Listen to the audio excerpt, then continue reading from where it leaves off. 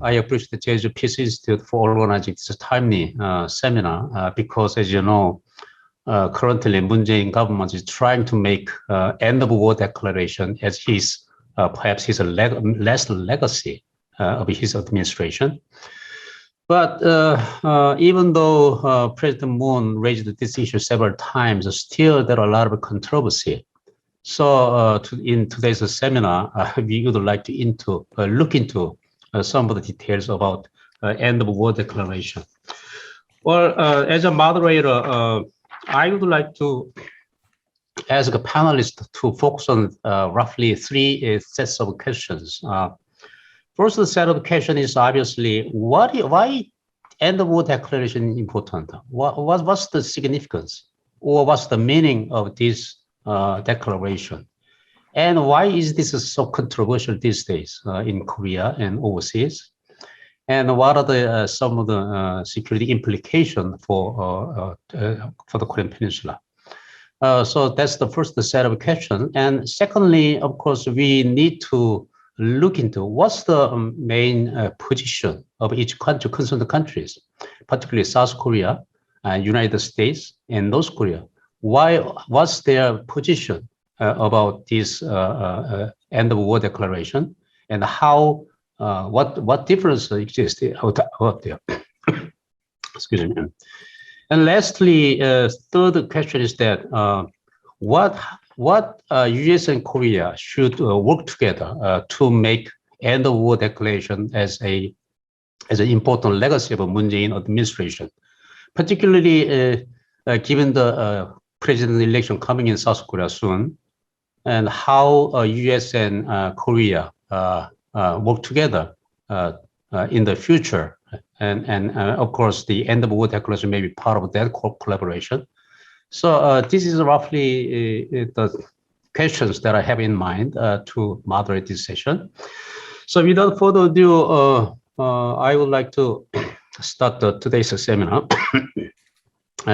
Perhaps I assume that most of you know each other. We have two presenters, Ambassador Joseph DeTrani, who worked extensively on North Korean issue, and Dr. Soohoon from KIDA, who works on North Korea as well, and Dr. Jungsup, who is currently vice president of the Sejong Institute, and last but not least, Jessica Lee from Quincy Institute. So let me invite Ambassador DeTrani as the first kickoff presenter. Ambassador. Oh, thank you, Dr. Lee. About 15 minutes, please. Okay. I don't think I'll need the 15 minutes, but thank you. Thank you for the invitation, and thank you to the Jeju Peace Institute for having this forum. It's an important discussion. It's an important issue. I'd like to make my presentation coming at it differently in the sense that I would like to give my views initially as a person who's been following North Korea for over a decade, certainly since 2003, my personal views on it. And then I'd like to also give you my sense as to the views of many of my former colleagues and others who are specialists following North Korea for a number of years and how they see the issue. And I think that's important. And I know this will come out in the discussion tonight, this evening, in Washington time anyway, and much earlier in Seoul. So let me just say, an end of war declaration, to me, having worked this issue for over a decade, is a powerful gesture, I think, to the DPRK. I think certainly to Kim Jong-un, and we heard this from Kim Yo-jong, who responded very favorably to President Moon Jae-in's 21 September presentation to the United Nations General Assembly. I think, now, does this have any impact? I think it does have impact. It touches a relationship that is lacking the element of trust and confidence in the respective interlocutors. And I think reaching out this way with this gesture of, and obviously the DPRK would have to be part of it, working with the US, working with the ROK. We sit down, and I think China should also be part of an end of war declaration, certainly invited into having this discussion with the DPRK of an end of war declaration. So one, I think it's a powerful gesture to North Korea, to the leadership, certainly to Kim Jong-un and to Kim Yo-jong and others. I also think it follows up very nicely with President Moon Jae-in's comments at the United Nations General Assembly. But I also think it follows up also very nicely with the summit between the Republic of Korea and the United States in May of this year between President Moon Jae-in and President Joe Biden. When President Biden said, reach out to North Korea, reach out and provide work on inter-Korean relations, humanitarian assistance, economic development assistance, et cetera. So I think it's, and in that context, I really think this is something, and I know the Republic of Korea has been doing this very, very forcefully over the last number of weeks, reaching out to the DPRK with humanitarian proposals for humanitarian assistance, whether it has to do with COVID-19 or medical supplies, et cetera. But also, I would emphasize also the economic opportunities here, whether it's reconstituting the Kaesong industrial complex, whether it's separated families coming together, visits to Mount Kumgang, et cetera. I think these are important gestures to move forward. So what am I hoping for? And I think that always has to be an important word when we negotiate with North Korea. I think if we lose hope, and we just talk about the despair and talk about the reasons why nothing is going to happen, nothing will happen, but something is happening. And I think all of us in this forum this evening know what's happening. North Korea is building more of a nuclear capability. They're building more missiles to deliver those. We just saw even a hypersonic launch, a submarine ballistic missile launch, whether it's a rail card launch, cruise missiles and so forth. I think what Kim Jong-un is making very clear is that, okay, if you don't want to engage, we're prepared to build our nuclear capability and our missiles to deliver that. But they make it also very clear, at least in my discussions with them, and I think in all of your interactions with the DPRK, they're talking about nuclear weapons for the defensive deterrence, for defensive purposes. And I think that's important. So hopefully this gesture would get North Korea to agree to come back to negotiations. Isn't that what we're looking for? To get them to come back to negotiations. We're not begging. We're not making it conditional. We're not saying we'll have an end of war declaration conditioned on you coming back. No. Ideally, maybe with the encouragement of certainly the ROK, with the US, but indeed China also encouraging the DPRK, come back to negotiations. And indeed, if they come back to negotiations, what an opportunity it is to put forth a roadmap, to be comprehensive, to be completely comprehensive on what we're talking about. Because North Korea knows we're talking about complete verifiable dismantlement of all their nuclear weapons and nuclear weapons facilities. They know that. We've been saying that since the agreed framework in 1994. They know that. But what they need to hear from us, they need to hear from the ROK. And certainly China knows this, and the Russian Federation and Japan, because they've been part of the six-party process. We're talking about security assurances, a path to normalization of relations. We're talking about economic development assistance. But also, let me just say, we're also talking about peaceful nuclear, the sovereign right to have a peaceful nuclear program. And that would be North Korea coming back to the Nuclear Non-Proliferation Treaty as a non-nuclear weapons state. And then would also have the right as a sovereign state to have a rocket launch a satellite and put a satellite in orbit. And we know that was the reason why the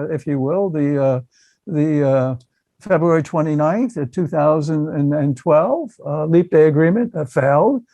And that was on the centennial of the birth of Kim Il-sung, and which the U.S. said very clearly was a violation of an agreement we had. So they maintain, and they've always maintained, a sovereign right to put a satellite in orbit. All countries have that right.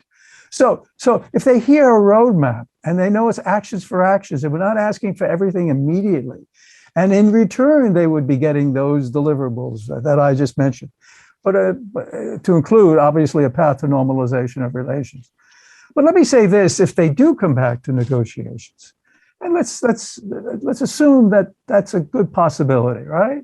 Because I think North Korea understands that, and we saw that with the meetings of President Donald Trump, and also the meetings of President Moon Jae-in before Donald Trump had the Singapore and then the Hanoi summits with Kim Jong-un. That North Korea is prepared. They want that element of international legitimacy, the international legitimacy that would give them access to financial institutions, et cetera. So that's there. That piece is there. But if we come back, and hopefully we do come back to negotiations, if we could put on the table something immediately, like a moratorium on nuclear tests, missile launches, and the production of fissile material, in return for the lifting of all those sanctions that North Korea has been asking for, that were imposed subsequent to 2016. If we remember, this is what the North Koreans said after the Hanoi summit. They were looking for relief with those sanctions imposed after 2016 because they are biting. Those sanctions, they bite, and we all know this. We're all sitting around this table here. We all know. We're talking about not permitting crude oil to come into North Korea. I mean, limiting the amount to literally what Australia would use in one day. We're saying this is what they can get in 1 year. We're talking about petroleum products, limiting petroleum products, the inability to trade, certainly with China, when you're talking about fisheries, when you're talking about textiles, when you're talking about coal, et cetera. So we're talking about immediately lift those sanctions because they're all snapback. Because if there's anything, if North Korea is in violation or perceived to be in violation, that could be a discussion of a snapback. And with North Korea agreeing to a moratorium, so that we don't see more missile launches, whether it be submarine or cruise missiles or hypersonic, but indeed, the production of more nuclear weapons. Because the assessment now was what? 30 to 60, and we don't know, but this is an assessment. But they continue to produce fissile material using the plutonium, using the highly enriched uranium, and so forth. So we have that possibility. But let me say this last point.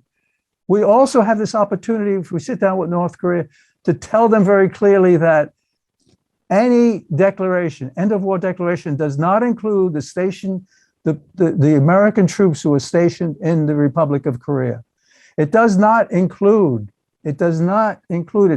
touch the U.S. extended deterrence commitments to the Republic of Korea. These are bilateral issues. North Korea knows this. We've told them this many, many times.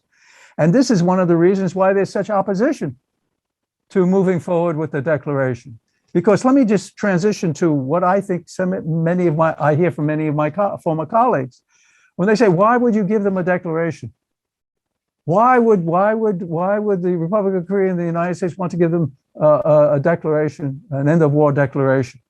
They'll pocket the declaration and you'll get nothing in return.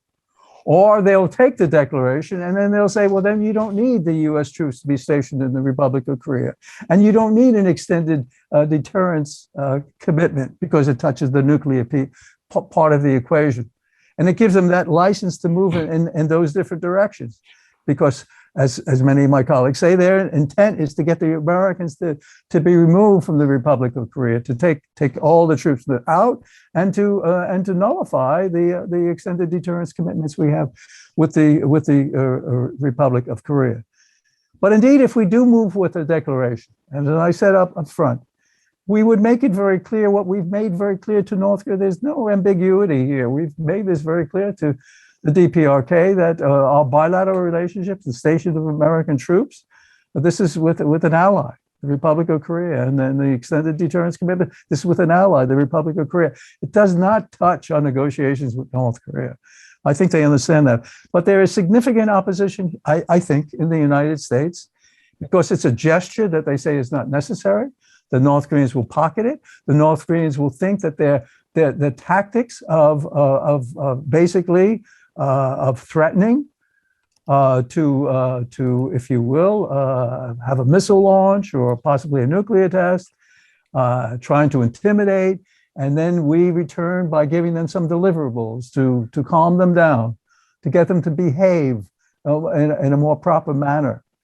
And then we're just conditioning them to continue with their bad behavior.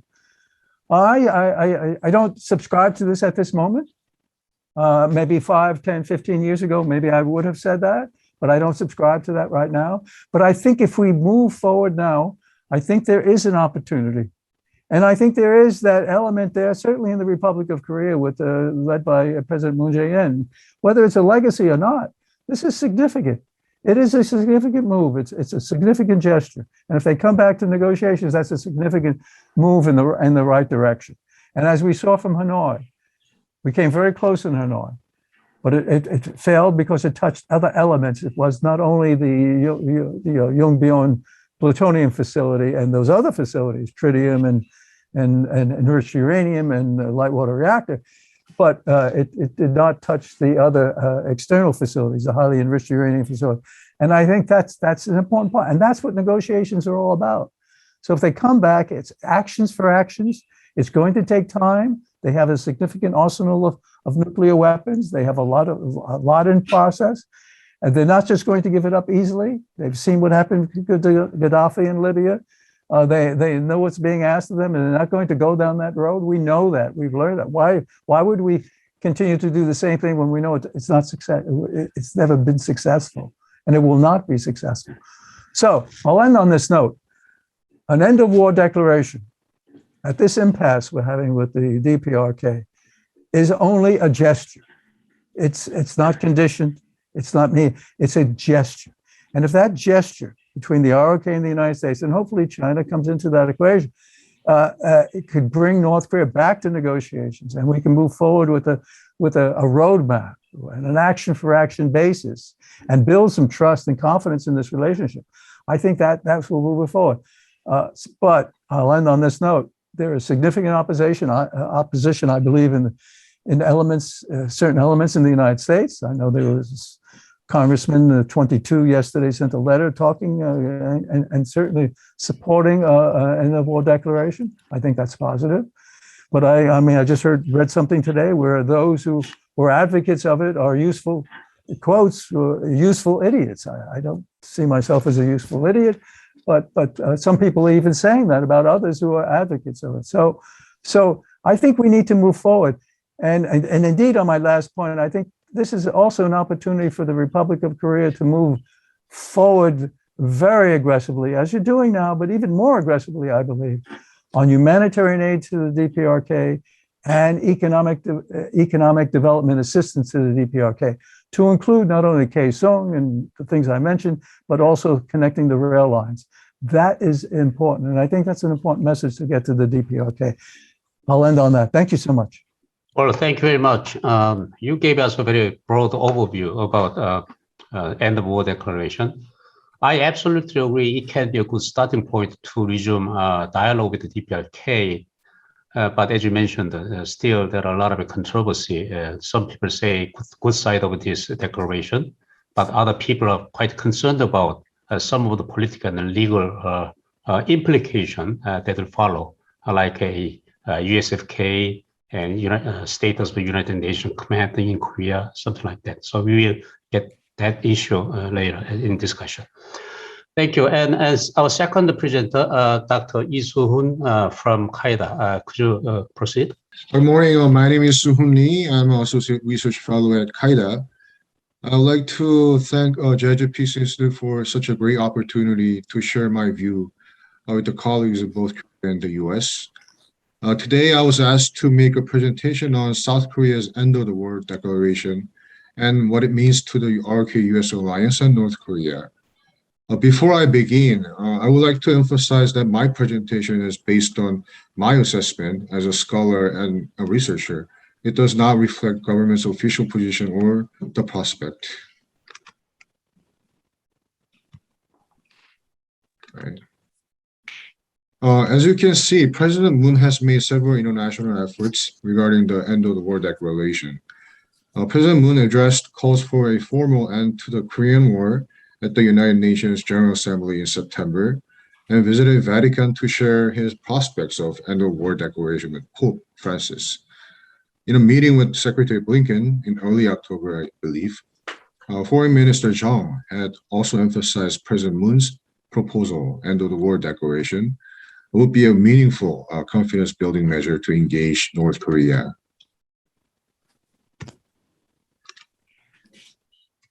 Regardless of the seemingly sudden proposal of current government's end of the war declaration, there have been several inter-Korean declarations over the last few decades. I thought it would be a good start to discuss the declaration.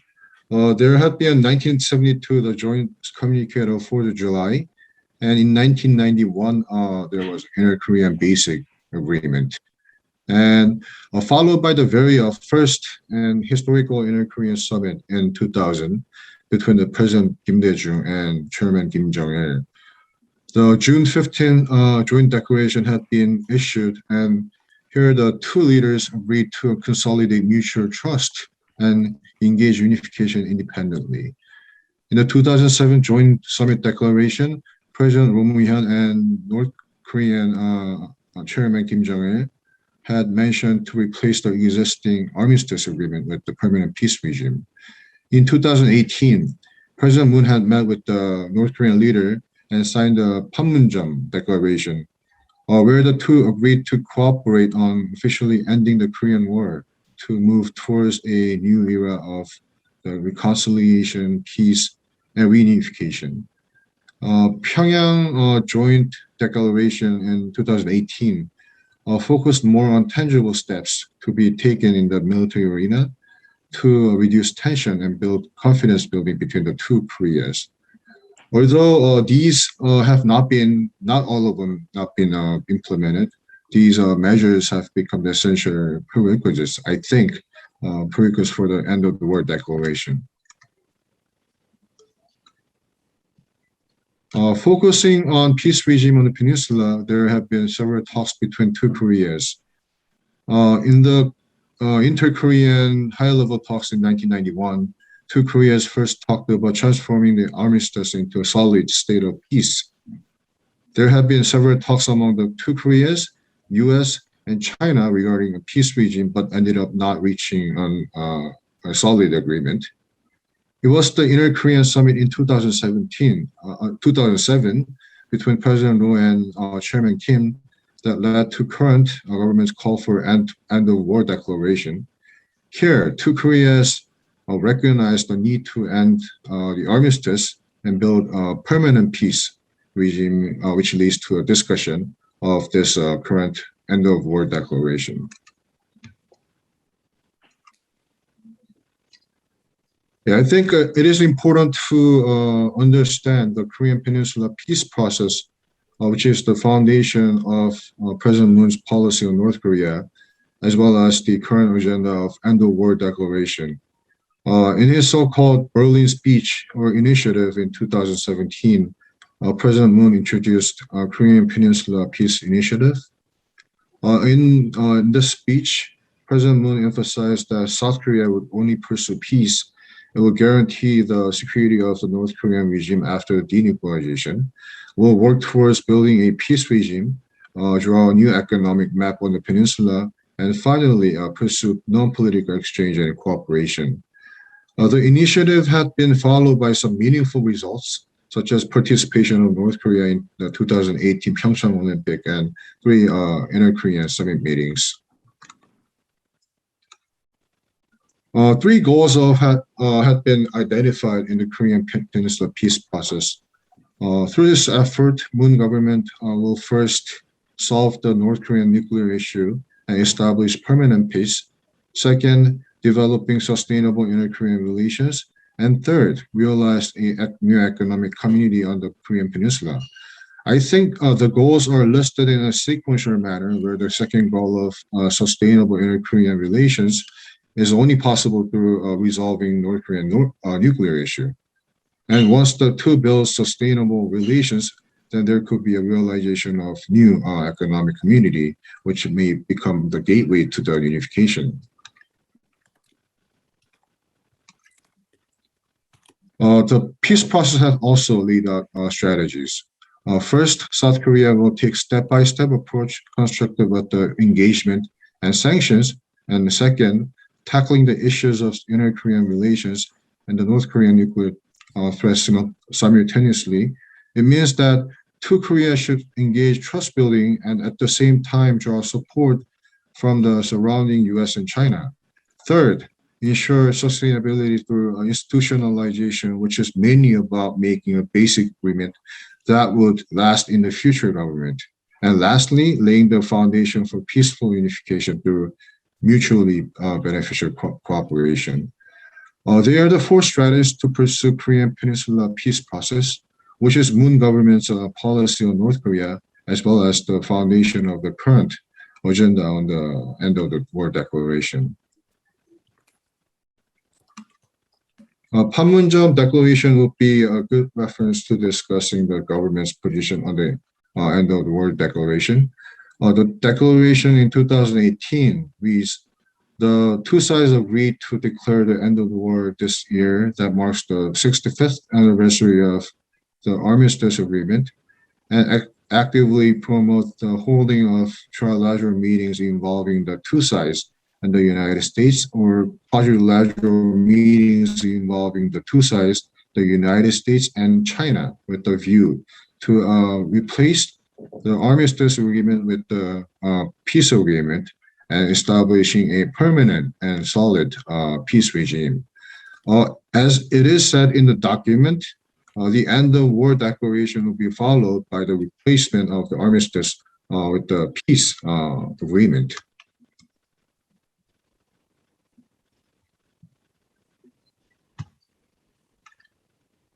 Yeah. What ROK government is trying to manage through the end of the war declaration is a reopening of the denuclearization talk that had been stalled since 2019. In other words, the declaration would be a priming water for reopening the denuclearization talk.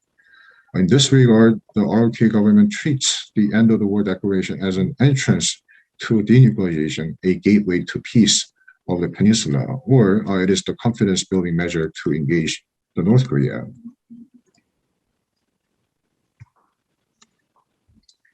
What about the US assessment on the end of the war declaration? As they repeatedly said, the US government is open to discussion of the issues with the North with no preconditions. US Special Representative for North Korea, Sung Kim, has said that US is interested in exploring different ideas and initiatives, including the end of the war proposal. And in addition, National Security Advisor Jake Sullivan made a brief statement saying that we may have somewhat different perspectives on the precise sequence or timing or conditions for different steps. It seems important to find out what those three aspects, sequence, timing, condition, would be for the US. In this respect, US expected position on declaration would be denuclearization talk, then denuclearization of North Korea, and end of the war declaration. Basically the talk being the first and the declaration being the last. At this point, the White House has not made an official comment on what they mean by sequence, timing, and condition. But I would guess sequence would refer to what comes first, and timing would mean when to be done, and the condition refers to what should be done for the declaration. I'm not sure if the US position on South Korea's end of war declaration is fixed to Sullivan's comment or not. It may just have been a sort of the impromptu statement made during the press conference. So here I would like to see how our US colleagues have interpreted this later in our discussion.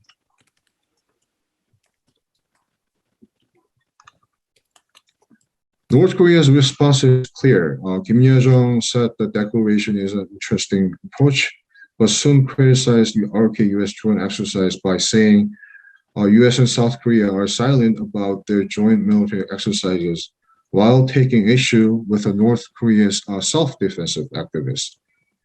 Kim Jong-un said US should withdraw hostile policy and double standards on North Korea if it wants to pursue the end of the war declaration. In this regard, North Korea would expect sanction relief, withdrawal of double standards to be preceded for the end of the war to be declared. You can see how the US and North Korea may end up in the totally opposite view. There is actually no conclusion to my presentation since the talks regarding the end of the war declaration is still in the process. Instead, I would like to lay out some unforeseen issues that the experts in Seoul and Washington would have in mind. While the scope and scale of the end of the war declaration has not been confirmed, there have been discussions regarding USFK, UNC, and CFC. First, there may be doubts about the rationale for the US defense posture in South Korea. Second, a call for rescind UNSC Security Council resolutions 83 and 84, which provides the international legal authority for member states to restore peace on the Korean Peninsula. And finally, the discussion on the dissolution of the CFC. It is always difficult to aim, I think, the moving target, and in this respect, it is hard to define or foresee the end of the war declaration at this point. And on this note, I would like to stop my presentation, and I will appreciate your comments. Thank you very much. Well, thank you, Dr. Lee. Dr. Lee very nicely summarized some of the controversy over end of war declaration. And he gave us a very broad overview how historically this issue has been discussed in inter-Korean relations. So thank you. I appreciate two excellent presentation. And now I would like to invite two discussants. Dr. Kim Jungsup, would you start? About 10 minutes. Thank you. Thank you for this great opportunity to participate in an important topic. I think Dr. DeTrani and Dr. Lee gave us very good presentations, and it clearly provided different perspectives and broad context and pictures on this issue. First of all, it is understandable that the Moon Jae-in administration is desperate to revive the peace process. President Moon wants to leave a legacy before his term ends. And as the South Korean government emphasizes, the EndofWar Declaration could be the beginning of the meaningful dialogue. That would be the best scenario. But there are some questions that we need to think about. First, is the EndofWar Declaration a realistic goal at these current situations? Can it be an effective strategy to resume the stalled negotiations? As Dr. Lee mentioned, North Korea has demanded two preconditions: raising the double standards, the issue of double standards, and the hostile policy of the United States. So we see the EndofWar Declaration as an incentive to North Korea, but the Pyongyang seems to see it as an opposite. They are interested in this topic, but it seems that they want to take advantage of it. So it wouldn't be easy to bring North Korea to the negotiation table with the declaration card. And also, there seems to be a gap between Washington and Seoul on this issue. So resolving the difference with the Biden administration is a big challenge for the South Korean government as well. And another question is, what does an EndofWar declarations really mean?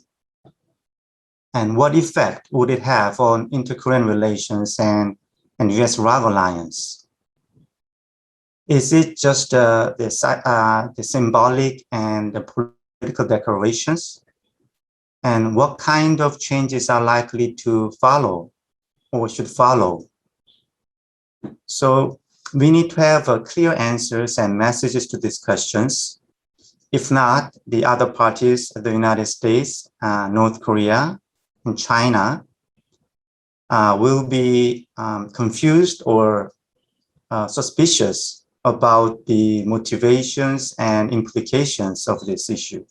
The biggest problem is that there could be a gap between the declarations and reality. Even if EndoftheWar Declaration is made, the current situations may not improve. Rather, the military tension may rise again anytime. Then we'll have a very awkward and strange situations, a clear mismatch between the declarations and reality. If so, the declaration will only deepen the pessimism or even cynicism about the peace process. So my conclusion is this: the EndoftheWar Declaration is desirable if it can bring positive changes. So we need to think about more seriously about how it can be related to the whole process, whole strategy for denuclearizations and the peace process on the Korean Peninsula. Thank you. Well, thank you very much. Next discussant, Jessica. Yes. Hi, Dr. Lee. Great to see you again. Thank you for this great discussion. Thank you, Alex, as well. So yes, I wanted to begin by, of course, acknowledging Ambassador DeTrani's long contributions to this subject. We're both members of National Committee on North Korea, and I know Kathy Moon very well from my time at Wellesley, and so I'm very close to several NCNK members and have really admired Ambassador DeTrani's contributions to this issue in particular over the years. Just to quickly introduce myself and how I fit into this picture, I've been working on the Korean Peninsula issue for about 13 years here in Washington, about half of that time as a foreign policy advisor on the Hill, and half of my time organizing the Korean American community. This was during the Trump administration and the Fire and Fury period. And so a lot of my foreign policy work actually came into play during my time as a community organizer. The past 2 years, I've been part of this new foreign policy think tank called the Quincy Institute that advocates for end to endless wars and a reinvigorated US diplomacy and global engagement. I've been working with grassroots organizations to advance bills like Peace on the Korean Peninsula Act, as well as provide expert analyses to congressional offices and hearings that support, ideas related to a peace process as well. So I will turn to sort of my impressions based on what we've seen in the past 6 months since the details, albeit small details of the Biden administration's North Korea strategy emerged. And based on my understanding of that policy and its broader context here in Washington, I'd like to make a few observations that I think complement very nicely to Ambassador DeTrani's remarks or offer a slightly different take. So first, I'd like to say that by promising almost everything under the sun, I worry that President Biden is unlikely to achieve anything concrete when it comes to dealing with the North Korea issue. And in this current vacuum that we're seeing right now, there is a reinvigorated kind of call, as Ambassador DeTrani alluded to, by folks who are very worried that President Biden might buck the foreign policy establishment like he did with Afghanistan and really do something that is very different from what most in the establishment want. And so, some of the oppositional kind of deep skeptics of North Korea, are, fairly well represented, in Washington think tanks, but other, work is quite new. So for example, in September, a new group called One Korea Network and Korean Conservative Political Action Conference, KCPAC, launched a full-page ad in the Wall Street Journal claiming that a formal end of the Korean War would be, undercutting U.S.-South Korea alliance and increases the likelihood of war. And so, when I looked at KCPAC's website, it actually works very closely with the American Conservative Union on Korean Peninsula issues. And KCPAC was one of the top sponsors of the 2020 Conservative Political Action Conference, CPAC, in the United States. In addition to opposing the Brad-Sherman bill, the Peace on the Korean Peninsula Act, KCPAC has attempted to undermine the confidence of the elections in South Korea as well. So in short, forces that seek to undermine diplomacy with North Korea are gaining ground and are being financed by relative newcomers with deep pockets and connections to conservative political circles here in the US. To counter this, President Biden will really need support from those who will make a public case that negotiating with North Korea is in the US's interest. And it's not something we do as a favor to North Korea, and show how past policies based on pressure alone have failed.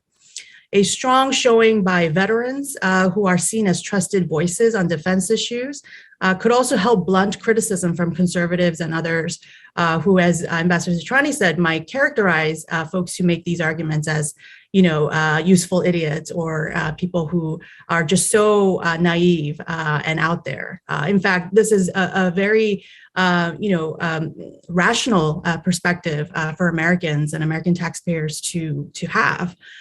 Secondly, I just want to highlight that, everything in Washington right now is about China. And I worry that the US-ROK alliance will be, pressured to become more about containing China than, strengthening bilateral relations for bilateral relations' sake through meaningful consultation and cooperation on sticky issues like this. South Korea should be a co-equal partner in ending the Korean War and in advancing a more stable peninsula. So in this context, I've seen more and more, commentaries by skeptics of diplomacy that, as Ambassador DeTrani and Dr. Lee also said, that somehow formally ending the Korean War would lead to immediate withdrawal of U.S. troops from South Korea. This is a line of attack that I've seen repeatedly, but again, with greater visibility in recent months. And, I think that any reduction in U.S. forces deployed in South Korea should come as part of a coordinated step-by-step process toward building a peace regime alongside major reductions in both conventional and nuclear capabilities on the peninsula. I've also seen some say that South Korea should focus, again, more on countering China, even if such a move jeopardizes South Korea's other priorities, such as inter-Korean relations. And, I think it's really important for us to remember that a peace regime needs to sort of uphold, the US-ROK alliance's original purpose of maintaining peace on the peninsula and defending South Korea against potential aggression. And that the alliance is not supposed to be repurposed as part of a broader military network intended to counter China. Such restraint will help constrain the U.S.-China security dilemma in the region and prevent the possibility of a direct U.S.-China military conflict on the that spills over onto the Korean Peninsula. I think it also helps to secure China's support for the peace regime, as Beijing, one of the parties to the Korean War armistice, is less likely to accept an outcome in which U.S. forces remain forward deployed on the peninsula indefinitely after the resolution of inter-Korean differences. So in conclusion, I agree with Ambassador DeTrani that this is the right thing to do. This is something that goes well beyond any president's legacy. And I know, personally from having spoken with folks at the National Security Council, that this is something that they're looking at closely.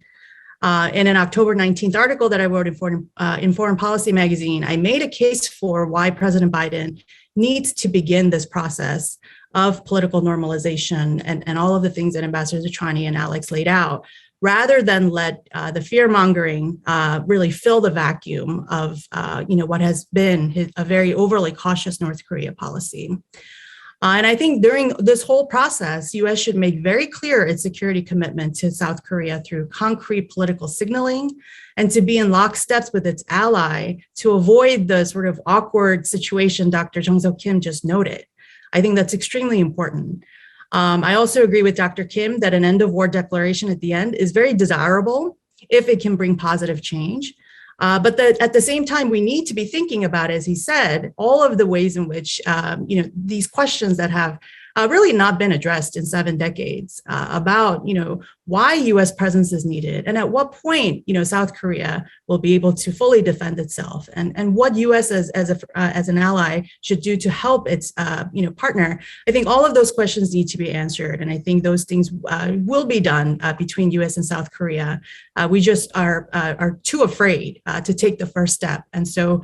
I think this is right for, experienced diplomats in this room to tackle. And I do think that, if the more we punt these questions, the more, as everybody said, the situation is just going to get worse and worse. So we can't, hold out on the hope that somehow this problem will magically go away. These are exactly the kinds of questions we should be working through. Otherwise, nothing really will change, and we will, I'm afraid, just see more and more possibilities of conflict that spills over into a Sino-US conflict as well. So I'll stop there. Thank you. Well, thank you, Jessica. Well, as we heard, we had a very excellent presentation and discussion. It seems to me our discussion today seems to be narrowed down to a few questions. I believe it is one of the consensus that end of war declaration itself may be desirable, but what happens if no change occurs with the declaration? Even some people are indicating that nothing happens, and even worse thing can happen because North Korea just pocketing this declaration and can demand withdrawal of the USFK, change of the United Nations command, etc. So as a follow-up question, let me pose this, ask like this. What is the nature of the end of war declaration? We all understand that in order to go to the peace process on the Korean Peninsula, perhaps end of war declaration may be an important milestone that must be go through.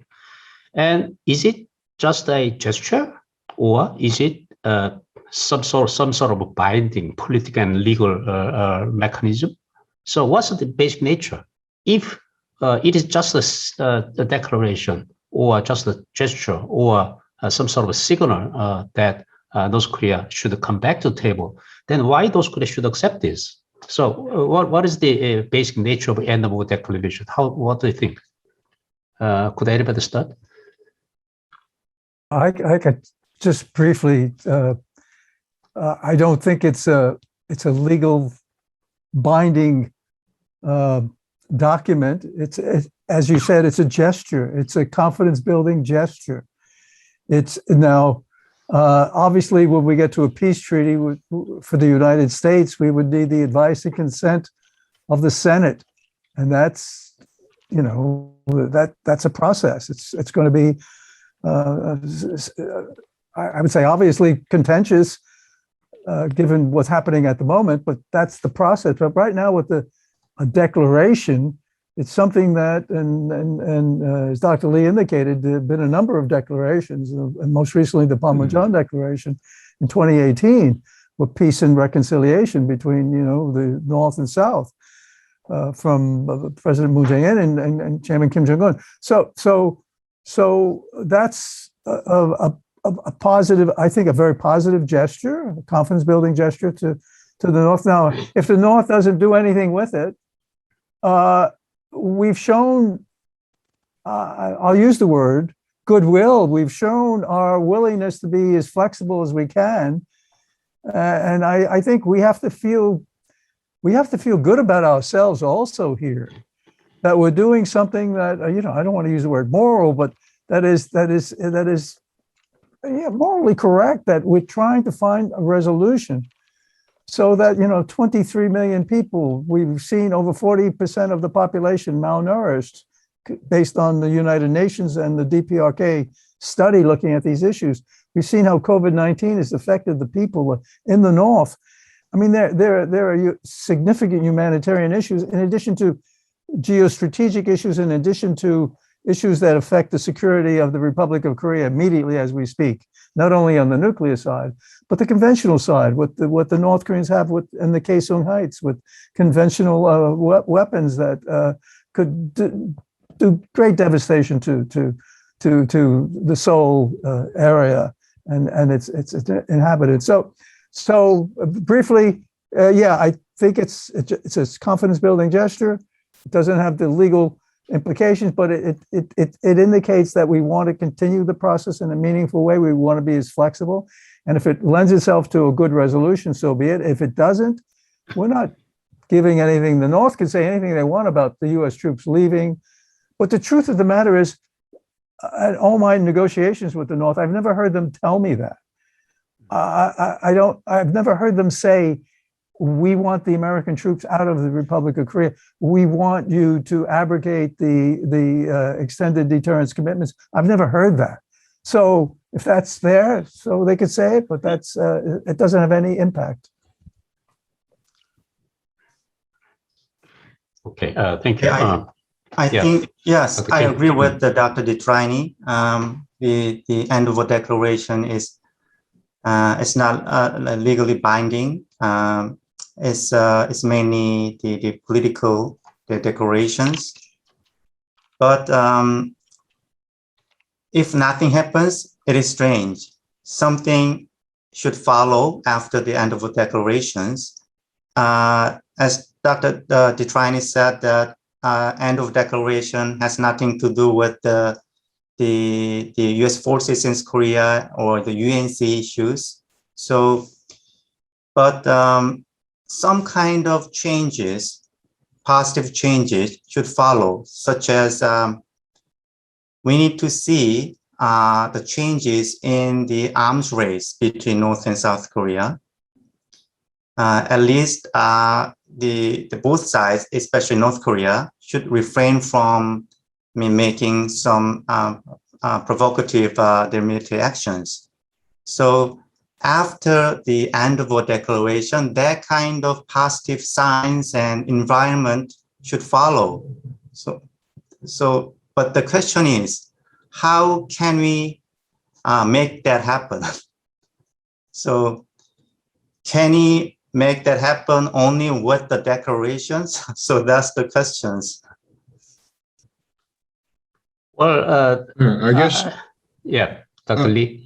Yeah, may I? Okay.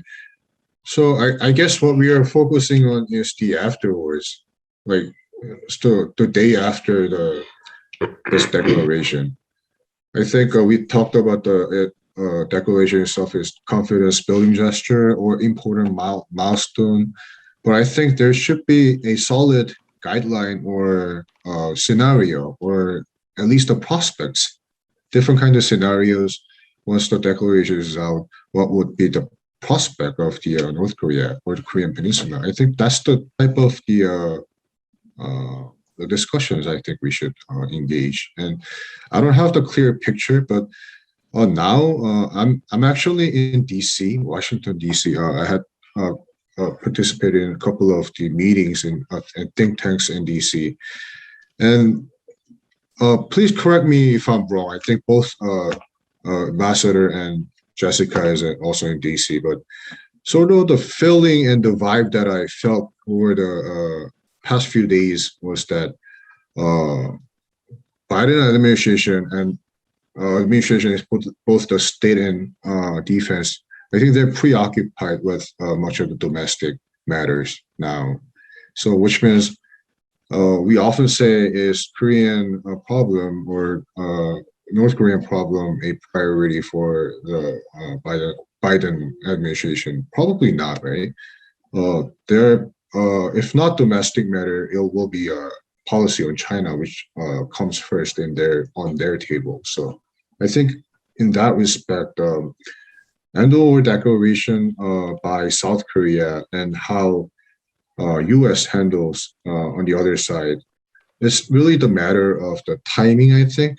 And actually that's what Sullivan stated as well. I'm not sure if he really meant that, but I think that by participating in a couple of the meetings in DC for the last past several days, I felt that there must be a timing problem. But correct me if I'm wrong, Ambassador DeTrani. Thanks. Let me just say briefly, and then Jessica, please, all of you. No, I don't think you're wrong. I think there is a question of timing. And I think you're absolutely right. And I think Dr. Kim is absolutely right. There are a lot of issues. And Dr. Lee, you said that China is on the forefront of issues. But that doesn't mean we doesn't mean we can't deal with a multitude of issues. I mean, strategic patience didn't, give us anything positive in regards to developments with North Korea. We saw what happened there, and we see what's happening as we speak, that North Korea continues to build its nuclear and missile arsenals. And there's a China piece, and Dr. Kim, you mentioned China. Yes, of course, there's a China piece. China was instrumental in the six-party talks of getting a September 19th, 2005 joint statement committing North Korea, that was Kim Jong-il, committing North Korea to complete and verifiable denuclearization. I mean, at least dismantlement of the nuclear weapons and facilities. 2021 is not 2005. They have a significant number of weapons now and missiles, and the situation is totally different. That's why it's going to take so much more time.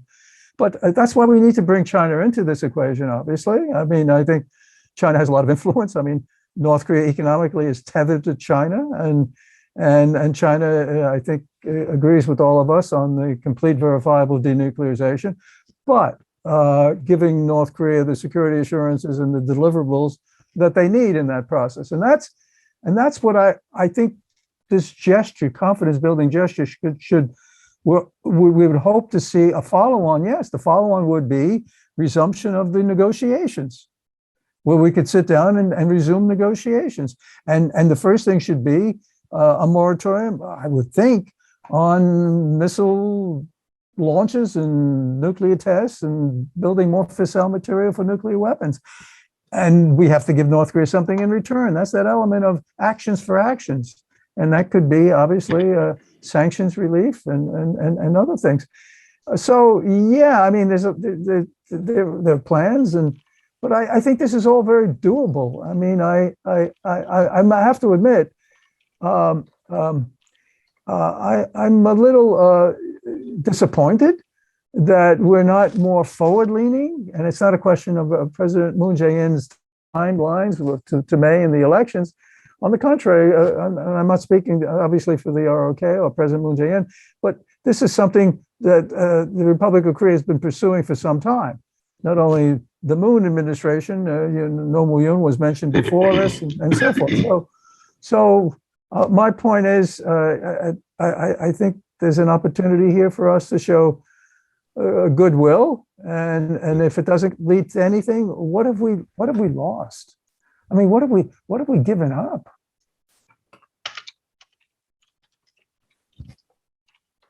Yeah, I can just jump in. Sorry, Dr. Lee. So go ahead. Okay, well, yeah, I mean, this is such an important question.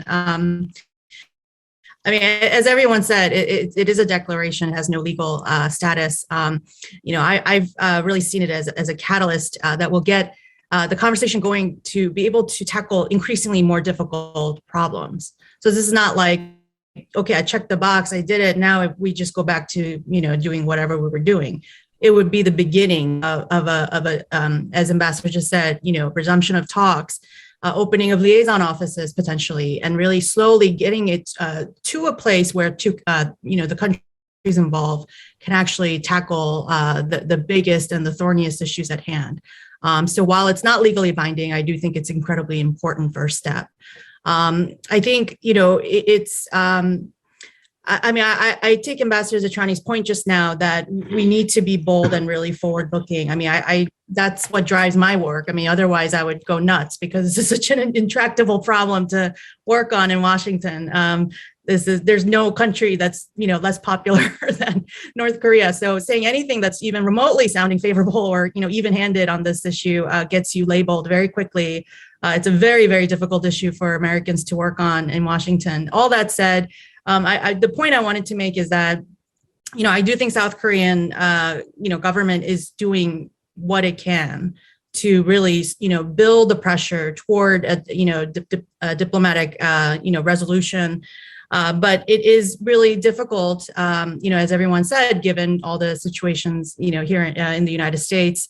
And I think now that it's election season as well, it's even more difficult for the progressives and conservatives to view this as a political issue rather than just a national security issue. So I think timing wise, it's an incredibly sensitive time for South Koreans to really appear to be overly kind of not appearing to be not in sync with Washington. I think that comes with a lot of risk. So I understand the difficulty, but at the same time, I do think this is a relatively easy issue. Ideally, it would have been something the U.S. had done in the beginning of the Biden administration. I've seen some friends say, well, why would Biden just wake up tomorrow and declare the Korean War over? This is something that would have been much more appropriate in the beginning of his term, to really take most advantage of what Trump had done and really try to build as much of a, bipartisan consensus and support for it in the beginning of his term. But, obviously it's November now and what he's done is, done. So, perhaps timing is not ideal for something so transformative, but, it still, I think, remains an important issue. Well, thank you. That's quite important in the discussion. Well, as we see, Moon Jae-in's term is not much left. So soon, South Korea will be in the presidential election campaign. And maybe Moon Jae-in government is trying too hard to implement this end-of-war declaration. But as you mentioned, the timing, that might be quite problematic. And also the coordination between Seoul and Washington is another part. So let me say like this. The end-of-war declaration itself may not legally binding. It is a good goodwill gesture to North Korea that North Korea should come back to dialogue table. But it is desirable. Positive change occur with this with the end-of-war declaration.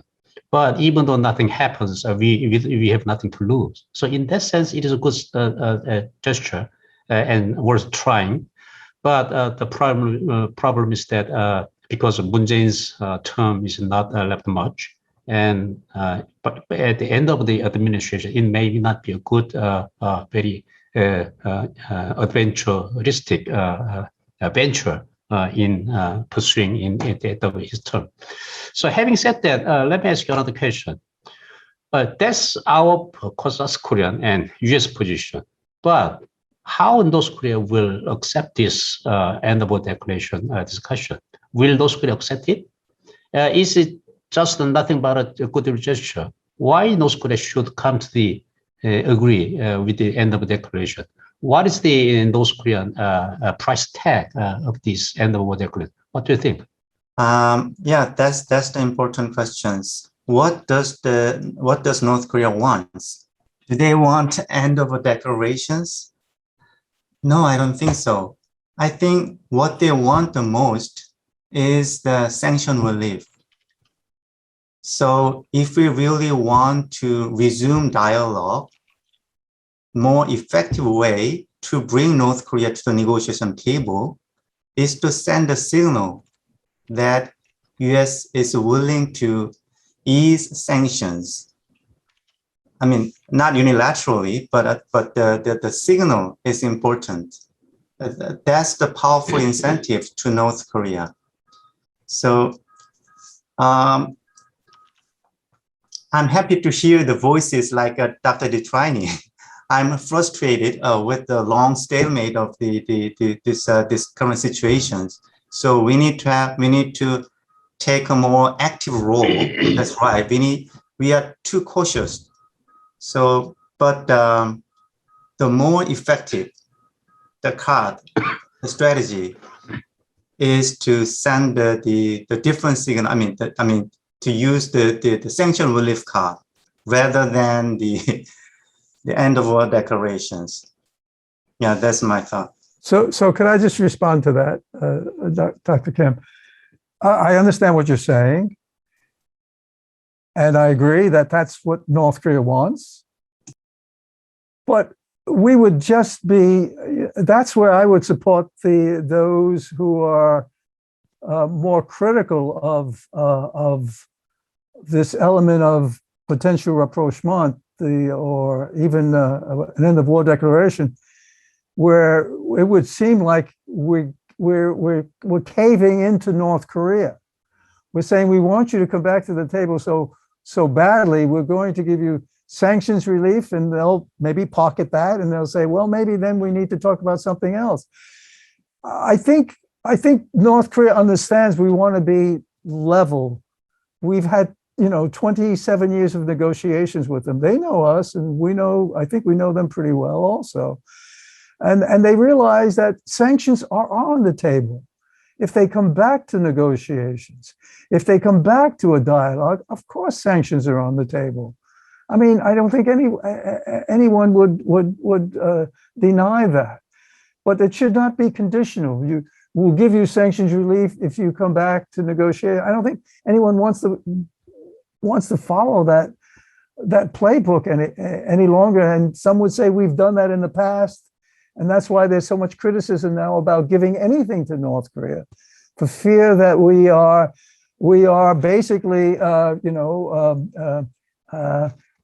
permitting them to pursue this sort of a policy of, escalation, intimidation, and then we sort of cave on the other side. So we have to be strong on our own side, and we have principles also, right? But we want to show we want a peaceful, fair, equitable resolution. And indeed, sanctions are on the table. And that's why I think North Korea, if they did come back to negotiations, and if they saw this gesture as confidence building, that we can build some trust, that could be one of the first issues on the table. And as I mentioned, if we can get North Korea to have agree to a moratorium, as they did in the Leap Day in 2012, in February 2012, to no missile launches and nuclear tests, but also no fissile material production, in return for the lifting of sanctions, those sanctions imposed after 2016, which are really biting, that could be the beginning of a process with a roadmap and so forth. But it has to start somewhere. And I don't think, that's why I don't think we should condition an end-of-war declaration, condition it in any way, because we would not want to see North Korea conditioning them coming back to the talks only if we lift sanctions. It should be unconditional, that we're coming together again, because we want to build trust and we want to move forward. So ultimately we can have peace and reconciliation. And then ultimately it's the reunification of the Korean Peninsula. That's what we're talking about. Yeah, if I could just add to what Ambassador just said, I think the other aspect of all this is the China and Russia draft proposal, regarding UN Security Council resolutions. And in this draft proposal that NK Pro shared with me and others, I'm sure on this call, there is a carve out for things like the railway project from existing sanctions so that the project could, commence. And I think that rather than dismissing that kind of proposal and the broader efforts of inter-Korean reconciliation as, we can't do that, or of course, China and Russia are duplicitous actors, they're untrustworthy as well. Rather than dismissing these things, I think Washington should actually seriously read these proposals and consider them, talk to their allies, figure out okay, is this something we can improve upon? Because too often in Washington, I think people just sort of check out the minute you say China and Russia. They just stop listening to you because they just assume that these are nefarious actors that are and that we can't possibly coordinate or collaborate on anything with these countries. And I do think that this proposal is just something that is an opportunity so that we don't have just empty statements. We actually have, as Dr. Kim just said, something more tangible. Whether it's inter-Korean, economic cooperation or sanctions relief in other areas that affect civilians in North Korea. Because I agree with him. I mean, what is the point of even starting this road if we're just going to be it's just mumbo jumbo words and feel good statements and then nothing changes, right? That is not what we're advocating for at all. But, I think it is going to require some openness, on the part of the United States in particular, to consider proposals that are out there. And be willing to work with countries that we might, otherwise, disagree with on other issues. Well, it seems to me North Korea has already suggested their checking list. For example, stopping hostile policy and removing double standard and stopping joint military exercise and also lifting restriction on import and export of North Korea. So it is part of the lifting sanctions partially. So if that's the North Korean demand for the discussion of the end of war declaration, do you believe North Korea will accept sooner or later our offer? And how US and South Korea should discuss this issue to implement the end of war declaration? Could I just, Dr. Lee? Yeah. I can't speak for, obviously can't speak for North Korea, whether they would accept the Kim Yo-jong was positive with the President Moon Jae-in's statement at the General Assembly in September 21st of this year. But will they come back to negotiations? Will they be asking for more?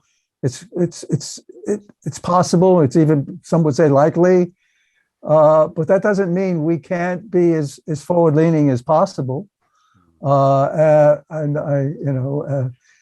But if North Korea conditions coming back to negotiations, as Dr. Kim, you alluded to that, well, we need more than an end of war declaration. We need some commitment, whether it's a military exercise, joint military exercises, whether it's sanctions, etc.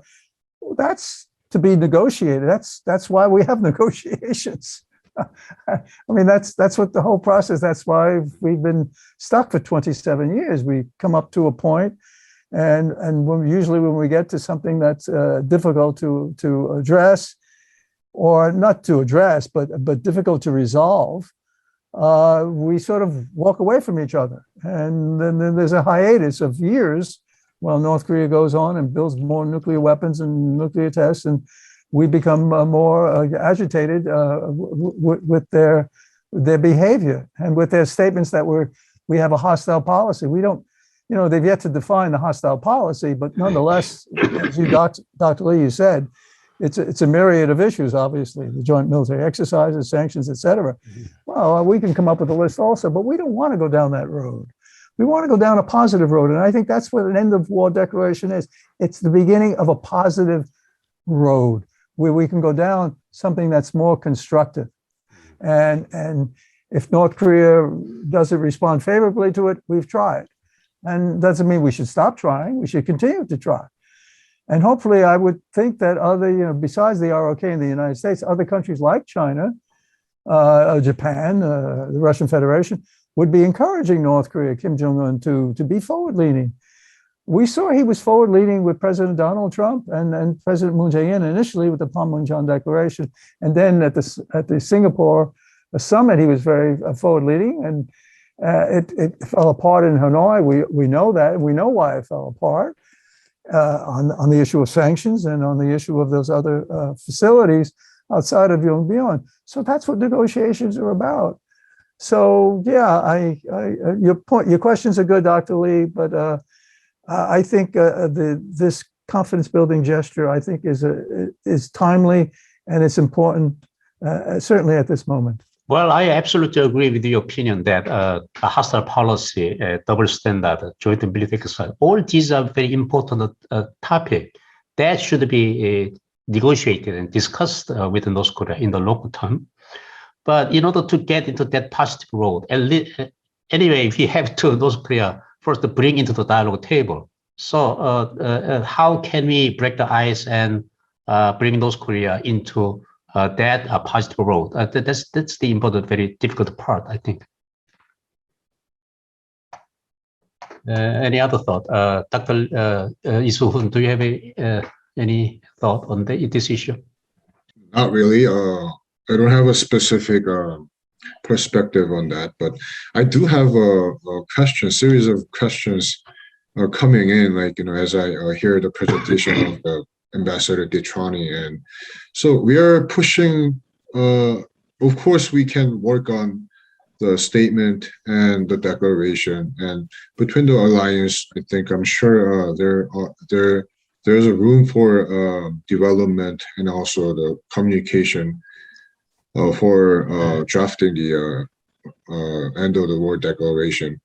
But in terms of the timing, do you think, what's your time frame? So like, say we are declaring the end of the war and North Korea accepts it and US accepts it. So the end state of this declaration is all three parties are satisfied with the result. So what is your time frame? Say, is it going to be within this administration, or do you think will take some time down the road? Personally, my personal view is I think the timing is right now. We could, with working with the ROK, and I do believe we should invite China to be part of this. And I think President Moon Jae-in did even mention that in his presentation at the United Nations. Invite China into that process where we can have this declaration.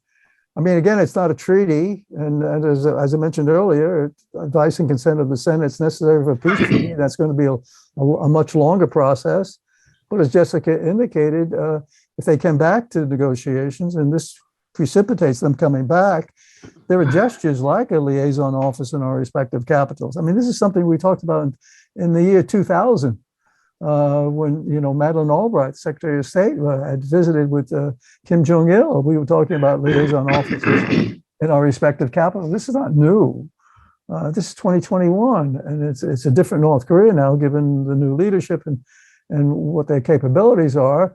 But we're sort of stuck. And Dr. Lee's point is, how do you get them back? Well, no one can force anyone to get back. And maybe China has more influence on North Korea. Certainly, they have much more influence on North Korea than we do, and then apparently, certainly, maybe even apparently than the ROK does. So it's got to be in North Korea's self-interest to come back. It's got to be Kim Jong-un's sense that he is looking for the security, the international legitimacy, economic development system, and he does, as he's talking about, Byongjin, focusing on the economic side of the ledger, improving the livelihood of the people, etc. So if that's got to be, and we saw some of that in Singapore, where he did make these statements and he did come out. So yeah, I mean, I'm guardedly optimistic that he will come out, and I think we've seen it from his father, his grandfather, and certainly from him in Singapore. But we won't know unless we try, but again, we just can't. My personal view, we just can't show weakness and cave and say we'll give you anything to get you back to talks. That's not who we are. That's not who the ROK is. That's not who the United States is. But we want a fair, equitable process of negotiations. We've seen where it's gone bad in the past. So we should learn from those lessons and build on that. We saw what happened in Hanoi, why that didn't go forward. So we learn on that, we build on it. That doesn't mean we walk away from each other and we become more, set in our ways. We should learn on that and then build on that. And hopefully that's where Kim Jong-un is and some of his advisors.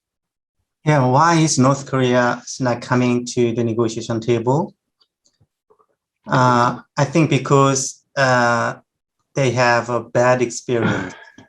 In theory, the United States is right that everything can be discussed in the negotiations. So North Korea should come to the negotiation table without any preconditions. That's right.